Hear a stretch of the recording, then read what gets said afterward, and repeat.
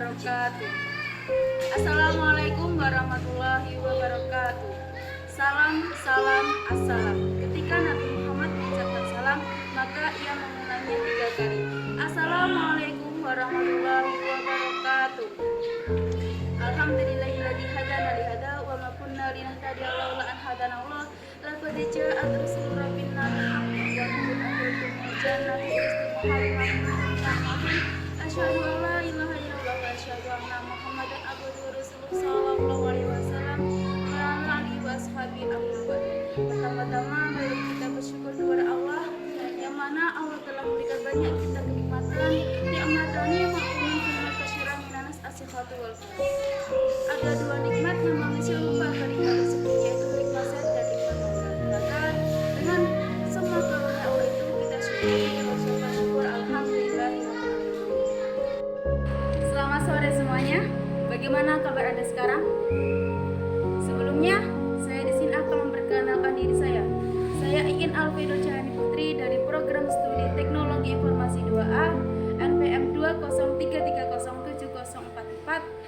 Di sini Anda akan mendengarkan kultum saya yang bertemakan akhlak dan kepribadian Islam. Sebelum mengawali kultum saya, marilah karena pada sore saya akan membacakan surat Al-Hasr ayat 12. Maaf, ayat 23. A'udzubillahi minasyaitonir rajim. Bismillahirrahmanirrahim. Wallahul ladzi la ilaha illahu al-malikul quddus salamul mu'minul azizul jabbarul mutakabbir. Subhanallahi amma yusyrikun. Wallahul khaliqul bari'ul musawwir lahul asmaul husna. Yusabbihu lahu ma fis samawati wal ard wa huwal azizul hakim. Oke, selanjutnya saya akan membawakan langsung materi saya. Akhlak, sebenarnya akhlak itu dibagi menjadi 2, yaitu akhlak mahmudah dan mazmumah. Akhlak mahmudah itu sendiri adalah akhlak di mana seseorang manusia itu mempunyai akhlak yang baik, terpuji, dan bisa dicontoh oleh semua orang. Sedangkan akhlak mazmumah itu adalah akhlak yang tercela, di mana semua orang itu harus menghindari akhlak tersebut. Bagaimana cara kita bisa menghindari atau mencontoh sikap tersebut? Yaitu sudah ada dalil wa innaka la'ala khuluqil adzim. Allah sudah berfirman bahwa Nabi Muhammad itu diberikan budi pekerti yang agung. Jadi di sini sudah disebutkan bahwa Nabi Muhammad itu sudah menjadi contoh yang agung yang baik bagi kita semua. Di mana Nabi Muhammad itu sudah mempunyai akhlak yang jujur, baik, amanah. Kita sebagai makhluk Islam itu sudah sepatutnya mencontoh Nabi Muhammad. Di sisi lain ada dalil inama fi izdulaka mimma sulika akhlaq. Sesungguhnya aku Nabi Muhammad diutus Allah itu tujuannya supaya menyempurnakan budi pekerti yang baik. Jadi zaman dahulu itu budi pekertinya itu kurang. Jadi diutuslah Nabi Muhammad untuk menyempurnakan akhlak sampai di akhir zaman nanti. Di sisi lain itu akhlak merupakan cerminan dari kita mengamalkan akidah dan syariah. Kita mengenal sebelumnya bahwa akidah adalah kepercayaan kepada hal yang gaib. Sedangkan syariat bagaimana cara kita mengamalkannya. Nah, akhlak itu adalah pembentukan dari akhlak dan syariah. Nah, di situ disimpulkan bahwa kita kalau mengamalkan akidah dan syariat maka kita mempunyai akhlak yang baik. Dan sebaliknya kalau kita tidak mengamalkannya dari kedua sisi tersebut maka kita mempunyai akhlak yang tercela ataupun mazmumah. Jadi kita sebagai umat manusia atau umat Islam yang baik, kita itu mempunyai beberapa akhlak yang harus dipenuhi, baik dari akhlak kita sendiri kepada Allah, akhlak kita kepada manusia, akhlak kita kepada orang tua, akhlak kita dalam bermasyarakat, bahkan akhlak kita beribadah kepada negara atau berbangsa. Jadi contoh-contohnya misalkan saya berikan contoh ya kepada kalian, bagaimana cara itu berakhlak yang baik kepada Allah. Misalkan saja kita melaksanakan sholat 5 waktu dengan tepat, mengamalkan apa-apa yang diperintahkan oleh Allah dan menjauhi apa-apa yang dilarang oleh Allah. Bentuknya akhlak yang baik kepada Allah bisa memberikan kita seorang muslim dan muslimah yang baik juga, yang nantinya di saat di hari kiamat kita menjadi menjadi seorang ahli surga dan selamat dari neraka. Setelah kita memenuhi kewajiban kita, akhlak kita kepada Allah, selanjutnya adalah akhlak kita kepada manusia. Bagaimana toh cara kita itu bisa mempunyai akhlak yang baik kepada manusia? Kita itu bisa dipelajari dari sifat-sifat Nabi Muhammad. Bagaimana cara Nabi Muhammad itu memperlakukan sahabat-sahabatnya ataupun non-sahabatnya, bahkan orang-orang kafir di Mekah sana, untuk bisa menjalin silaturahmi antar sesama. Misalkan saja kita berakhlak kepada sesama muslim, kita itu harus bisa menerapkan sifat jujur, amanah jika diamanati, dan bercerita jangan digorong, jangan berdusta. Bagaimana juga kita berakhlak kepada non muslim atau tidak seberpendapat dengan kita, tidak seagama dengan kita, yaitu caranya adalah saling menghargai. Bahkan Nabi Muhammad di zaman dahulu itu, di zaman Nabi memerintah, Nabi Muhammad sudah memberikan contoh bagaimana dia itu berakhlak, bersikap kepada non muslim. Bahkan ada suatu cerita Nabi Muhammad itu pada saat kurban, dia itu memberikan sekantong daging untuk diberikan kepada non muslim itu yang beragama Kristen, insya Allah. Nah, itu sudah disimpulkan, sudah diberikan contoh kepada kita bagaimana itu kita berakhlak kepada manusia, baik non muslim ataupun muslim.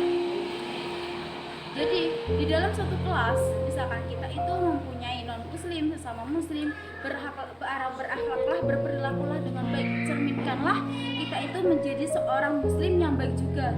Jangan sampai non muslim menganggap kita itu tidak berakhlak, tidak diajarkan oleh agama kita.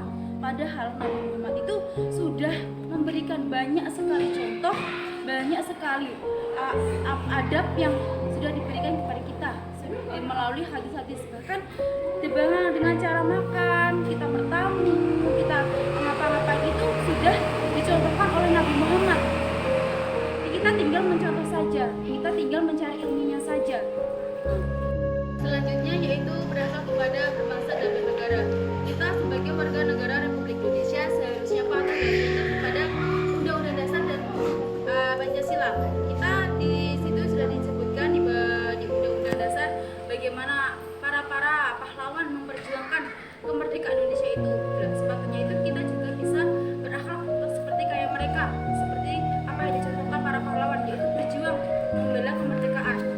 Kita di sini tidak merasakan bagaimana itu perjuangan para pahlawan, tapi sebagai seorang muslim juga bisa berperilaku seperti pahlawan. Kalau tidak melakukan perjuangan seperti mereka, maka itu kita harus bisa menjaga kemerdekaan, menjaga silaturahmi, menjaga keutuhan negara. Bagaimana agar itu bisa bersatu sampai anak cucu kita itu merasakannya. Caranya bagaimana? Yaitu menjaga silaturahmi antar sesama, menghargai sesama adat walaupun berbeda, menghargai antar warga, dan jangan sampai ada perpecahan di antara warga antar wilayah. Jangan sampai kita menimbulkan demonstrasi yang bersifat keagamis sehingga negara itu, pemerintahan itu merasa pusing, merasa lelah, misalkan saja karena demonstrasi yang kita lakukan untuk memperdebatkan antar agama karena perbedaan pendapat. Selanjutnya setelah kita membahas akhlak kita kepada Allah, akhlak kita kepada sama muslim, bahkan akhlak kita kepada negara berbangsa, dan yang paling penting yaitu akhlak kita kepada orang tua, birrul walidain. Bagaimana cara kita itu berakhlak kepada orang tua kita, orang tua yang telah dari lahir sudah membesar kita, sudah merawat kita. Bahkan ibu kita, ibu kita sudah melahirkan kita, mengandung kita selama 9 bulan lebih 10 hari. Bahkan ada seorang muslim itu yang lebih dari 9 bulan 10 hari.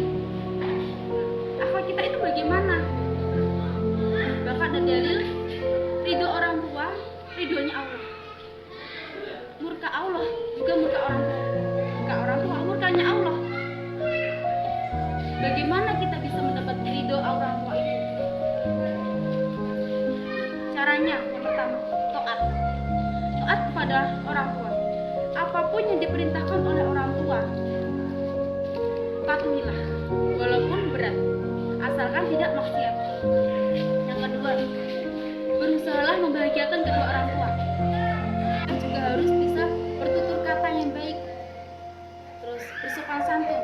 Jangan sampai kita itu misuhi orang tua kita, pada orang tua itu sudah mencari pekerjaan sampai ke sana kemari, kepanasan, kedinginan, kepala ditaruh kaki ditaruh kepala, hanya untuk apa? Hanya untuk membiayai kita. Kita sebagai anak tidak sepatutnya lah misuhilah, berbicara kotor kepada orang tua. Jangan sampai kita itu membuat kecewa orang tua kita. Ya, pesan saya untuk kultum pada sore hari ini yaitu berakhlaklah baik kepada semua orang, terutama kepada orang tua kita. Orang tua adalah anugerah terbesar setelah kita menjadi seorang muslim. Setelah kita berperilaku kepada Allah, berlakulah baik kepada orang tua kita. Kita sebagai mahasiswa yang umurnya lebih dari 20 tahun seharusnya bisa lebih bersikap dewasa lagi. Ya. Misalkan saja kita bisa membangun nanti, bisa berpikir, bisa membangunkan surga di akhir kiamat nanti untuk orang tua kita. Caranya bagaimana? Yaitu bisa mencari ilmu dunia maupun ilmu akhirat. Ilmu dunia misalkannya kita itu berkuliah seperti ini, mengerjakan tugas, berkelana kemana sana kemari untuk tugas, absen, misalkan. Terus ilmu dunia, ilmu akhirat, bagaimana caranya? Yaitu mengamalkan isi Al-Quran, bisa menghafalkan Al-Quran. Barang siapa yang bisa menghafalkan Quran, maka orang tuanya bisa diberikan mahkota. Yang mahkota itu sinarnya lebih dari matahari. Itu ada hadiah terbesar bagi orang tua kita setelah apa yang dilakukannya di dunia. Kita harus bisa berpikir bagaimana di akhirat nanti orang tua kita itu bisa merasakan nikmatnya surga, bukan nikmatnya neraka. Kalau kita tidak bisa menjadikan orang tua kita, tidak bisa memberikan mahkota, paling tidak kita itu tidak menjerumuskan orang tua kita ke dalam neraka. Misalkan saja kita itu sebagai perempuan, jangan sampai kita itu menjerumuskan ayah kita ke dalam neraka karena membuka aurat kita, karena perlakuan kita. Apa yang kita lakukan setidaknya tidak membuat kecewa kepada orang tua kita. Apapun yang kalian perbuat, mencarilah ridho kepada orang tua. Dan apapun yang dilarang orang tua, jangan sampai kalian itu mengerjakannya. Oke. Sekian kultum pada sore hari ini. Jika ada salah katanya, saya mohon maaf. Wabillahi taufiq wal hidayah. Wassalamualaikum warahmatullahi wabarakatuh.